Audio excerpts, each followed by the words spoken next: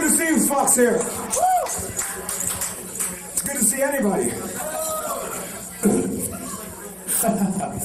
Come on up front, bang your fucking testes and your vaginas and stuff, all that. Yeah, ovaries. That doesn't really fit right. Yeah, you're right. Funk health. Anyway, we got a new album. We gotta promote it. We're on tour. This is the first day of the tour and the last. Anyway, you can buy it for, if you have euros, that'd be preferred. Yen, preferred, US dollar. Well, guess we'll take it nowadays.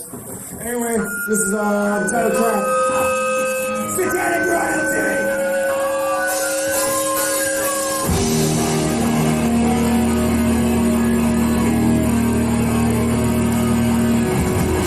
So we're here at the Miles Road location, a place where the Satanic Royalty album kind of took shape, if you will.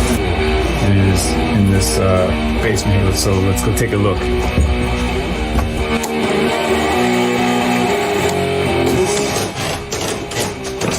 It is the place of inspiration, as you can tell, of art and things of that nature.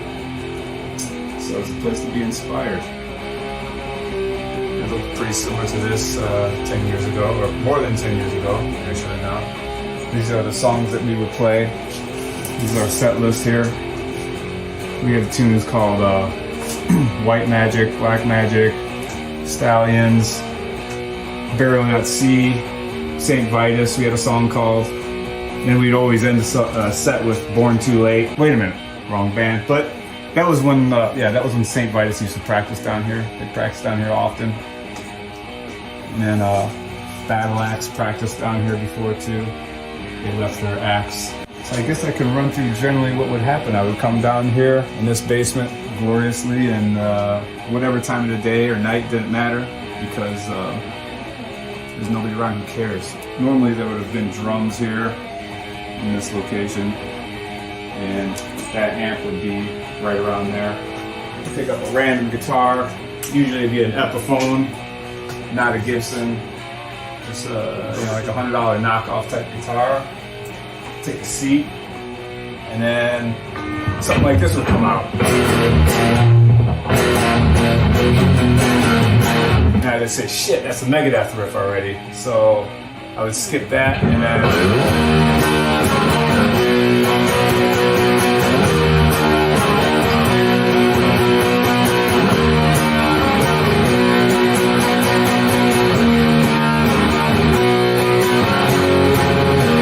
you got the AC/DC chords there. That's basically how it would go down.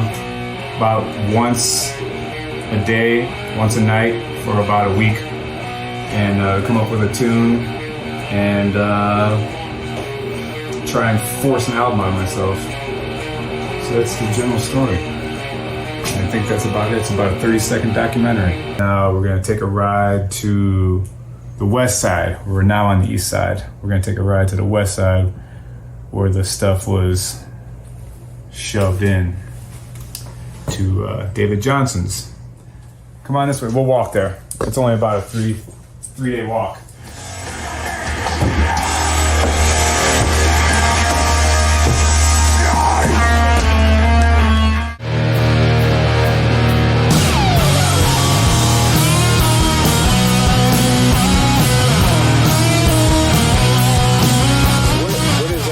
Set at the in that alternate language part at the beginning, if you play it in the other direction.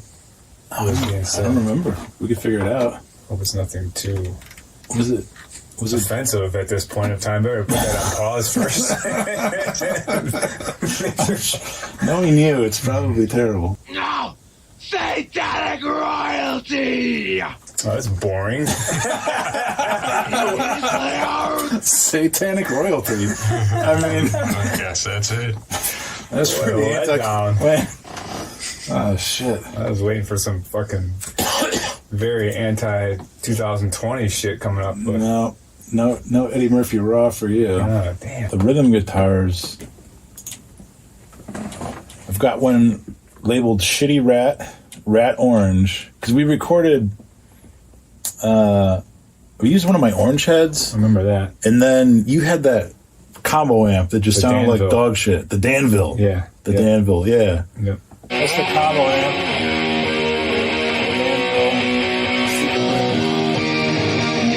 That's the orange. That's with the rat in front of both of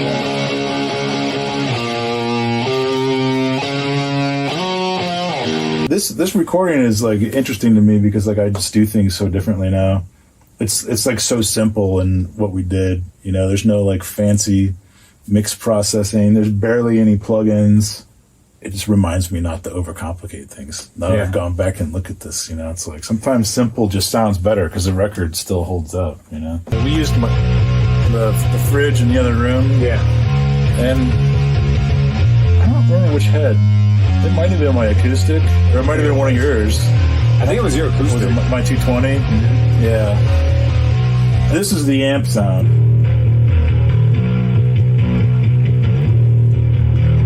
I use something else. Like all the low end is on the sub mic. And I had a mic for all the mid and high end. And then I did a thing with the DI where I made it like really distorted sounding. You know, that kind of Lemmy thing, and you just like mix it all together.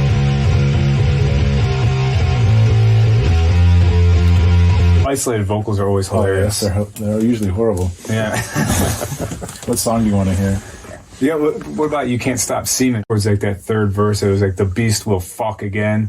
That was not my idea. That was your idea to say like, keep that in there because you're like we're keeping that. I remember you saying. I think I tried to talk you out of it. No, I think like, you said we're keeping this that. This record's never going to make it to Walmart. Maybe you're right. Like you're the voice of reason. It's all in the red, and there's no turning back. Yep. When you're forgotten and dead, now's the point of attack. What's this guy yelling about? I don't know. I'm full of fire, with no one left to tell. You can't stop still. I could barely even get you to double anything. I'm like, hey, do that one more time. That's good. We're gonna like, yeah, move along. Nah, give me one more double. You can't stop still. That was the extent of my producing. I suggested doing the back and forth as though it was like two guys. Yeah. Like, two guys like Two dudes. doing the dual. Two dudes doing the dual lead. Yeah. I was always impressed with the snare drum sound on this album. How does it sound just as if you just have it dead as F, just the snare drum sound, and then what did you do to it? So like.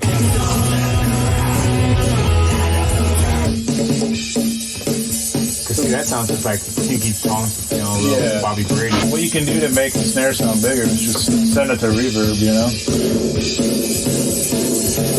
The beast will fuck again. There it was.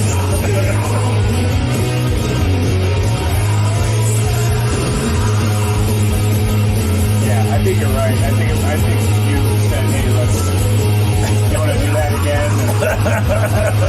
Yeah, now it's going back. I didn't know if you were just trying to make me laugh or like you were seriously going to put it in there. I think it was. I think it started out as Like, a joke. The fuck again, and then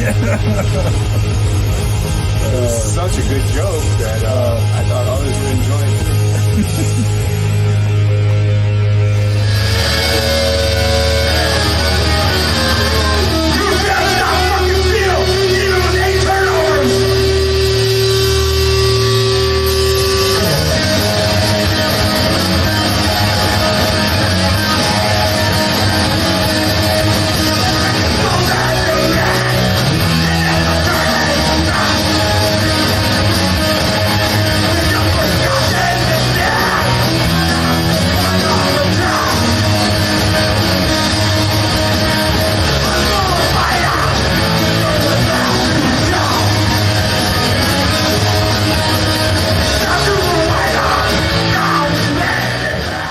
Because everybody's probably like, who the fuck are these people talking about? Okay, so just to say, I'm Asanar. Just Justin. I'm Chase. Don from Manslaughter. Yeah, so this is all of Hell's Headbangers. You kind of introduced us to Midnight in some shape or form. That's why I thought it was kind of I just remember D saying, like, yeah, this is great. And he said it about Necrofilth, too, the first demo. This is the greatest demo in 20 years. That's how I heard it. That's how I first heard it. That's how both bands. That's how I was like, oh, okay, cool. And and then it was just like, they're, hometown bands. I didn't meet this guy until years later. Yeah, definitely after the album was because you were telling me you would always tell me about because I knew these guys. And you're like, yeah, it was when you were working here. And you're like, yeah, it's cool working with these young guys like Justin, because I get to turn him on to like some older shit that he doesn't know about. He's into like death metal and stuff, and I'll turn him on to Anvil or something like that or whatever the hell. Ripped off from Anvil, Mothra, who I'm sure Anvil was ripped off 10 years ago.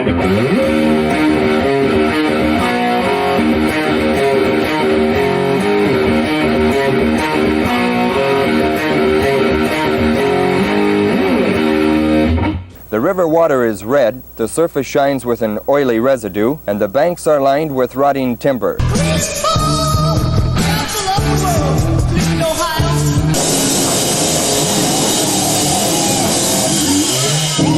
Cleveland, our hometown. Anyways, at the end of the show, I remember I just went up and said hello. All I got was a head nod. Okay. From me? Yeah. Wow. Cool. It's all right. This man, a few words. Right up your alley. That's when you first heard him, though? Midnight? No, just when I was introducing myself. Oh, but you knew who Man Midnight was at the time. Yeah, because when we were going to start working together, we said, all right, fine, we're going to work with the Cleveland band that we should be working with. I mean, I remember, your tunes were always coming to the shop. My first introduction to Midnight was, it was either you or Jim. It was the all-black 7-inch. Yes. The all-black cover. This is the greatest 7-inch ever. I picked it up at My Mind's Eye, 7-inch. I'm listening, I'm like, kind of sounds like that. It was pretty good, It sounds like Venom. One time listening, kind of like put in my 7-inch box, And then, for whatever reason, but when time went past, NWN was putting out the double LP. Right. I was like, is it that same band? I was like, Cleveland band? I was like, all right. I was like, you think we'd be doing them? I was like, that's my memory. I was like, all right. I was like, yeah, I remember being pretty good, but I didn't really remember. I was like, it kind of sounded like Venom from what I remember.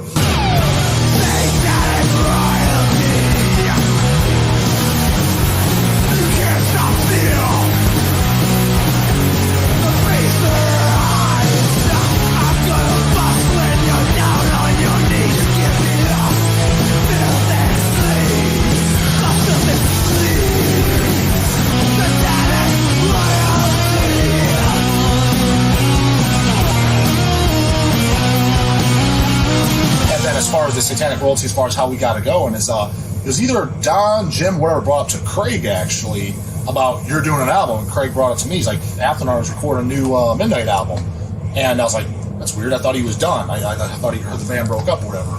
He's like, just saying, you might want to get in contact with them. It'd be a really good idea to do it. I'm like, I'm up for it. I was like, tell Chase, he'll probably delete the email. And that was... After him. No, I didn't delete the email. I fucking Did you reply back to Athena? You remember? Did you reply or what? It could have been a phone call. I don't know. I don't really remember emails. I remember maybe more or less a phone call or something like that. Yeah. We're definitely like hanging out at shows a little bit, I think, pre-album. This was You Can't Stop Steel. It was kind of Voivodian, I thought at the time.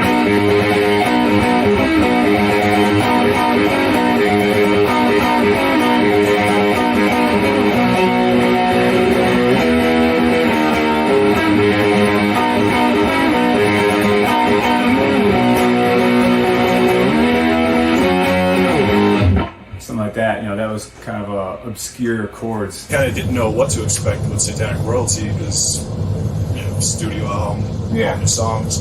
Quite honestly, I was like, I don't know, for some reason I was expecting the worst because it was more like heavy metal. It was like, I expect the worst from I kind of thought that when I first heard it, just slower songs, especially the first song, I thought it was kind of like, I was like, this might be a little too melodic for this fan base. That's the first thing I kind of... Well, I remember distinctly the first time, at least you hearing it, was at your house in Lakewood, and it was like, okay, here it is, and you put it in there, remember that? And then it was like, I think that was the consensus, was like, it wasn't like, wow, this is a great album, all right, good job. It was more like, this is cool, that's a little clean. It was more heavy metal than punk, I thought, and then between the sound being more produced. Like it was kind of, let's see what people think. But yeah, like, and I think there was just so much time that kind of passed between like an actual album and just like, yeah, it was almost like, what would an album sound like or look like? Yeah. And like other things I recall, like those photos were in your garage. Yeah, see, that's another thing too. Yeah, just the photo. Just, hey, we need a back photo for this album. All right.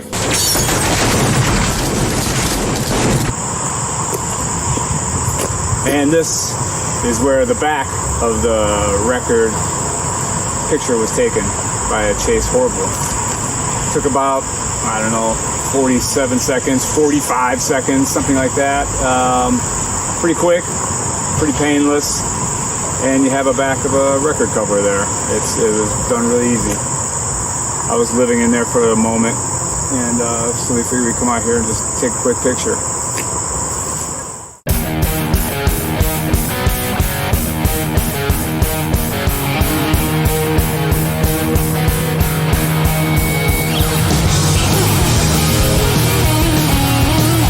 Well, I guess I need a cover for this album, and there's only one man for the job.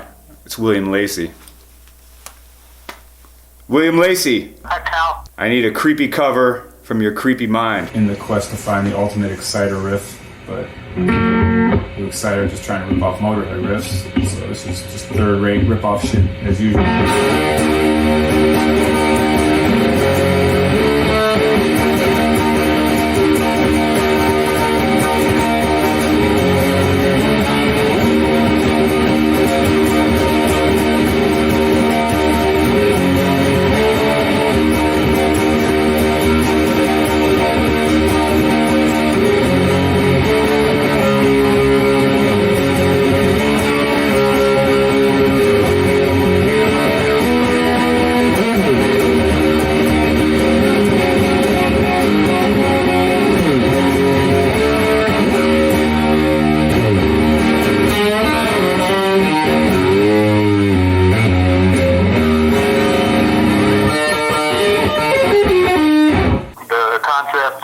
Satanic royalty. They imagine some like super wealthy creep summon some like demon sluts, and they would like bend to his perverse kind of like desires. My friend had a scary cloak thing, so he put that on, and then I inherited a bunch of like knives from all over the world from my grandfather, and one of them was this really creepy looking ritual knife that I think was from Thailand, you know, somewhere in the highlands. I just had him hold that, and I shot some photos, and then for the demon sluts, it's just a matter, you know, if you want to find girls sticking their tongues out and looking slutty, you just have to have a computer. That was easy. I saw what you sent, I was like, holy shit, that's like a fucking pro album cover. That's like a real cover. You know, it wasn't just like the stuff that I had before where it was like I took the bell from an AC/DC shirt and put some sides on it, you know? Your Slave the Spitz 7-inch cover? Yeah. Sean Philly drew that with his, well, he's a left-handed person, so he drew it with his right hand. So yeah, to deliberately look crappy. It's like 8x8 or something, the original, or maybe 6x6 even. Yeah, I like to work small so that when it gets reproduced, it looks really gritty and painterly, like John Singer Sargent or any of those artists that had really loose strokes. In the interest of efficiency and stuff, I'll just work smaller to get that same effect.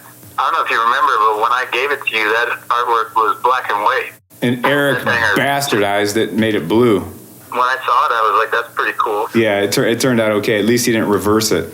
I'll let you get back to your perversity and your whips and chains and whoever you have chained in your basement, in your dungeon right now. And she's unconscious right now, so she's not even going to miss Oh, anything, okay, good. You know?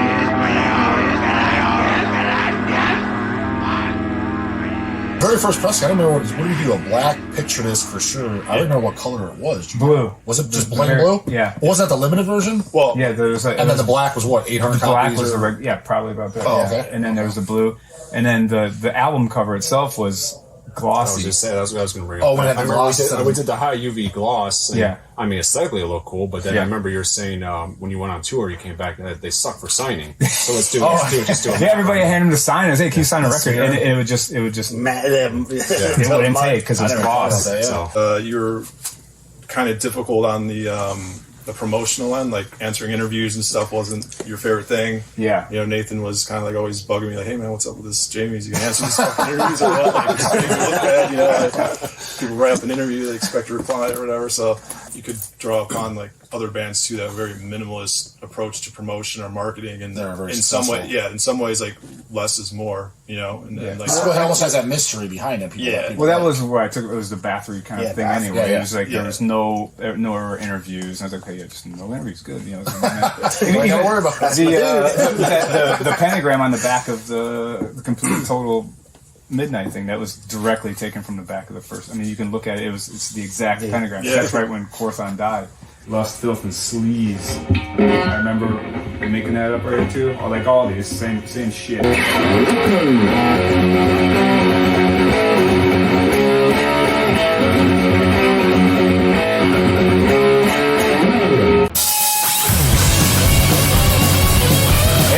thanks a lot for watching that DVD. You're very patient. But let me remind you, please, don't waste electricity. Make sure you turn off your TV. If it's one thing you must do, turn off the fucking telly!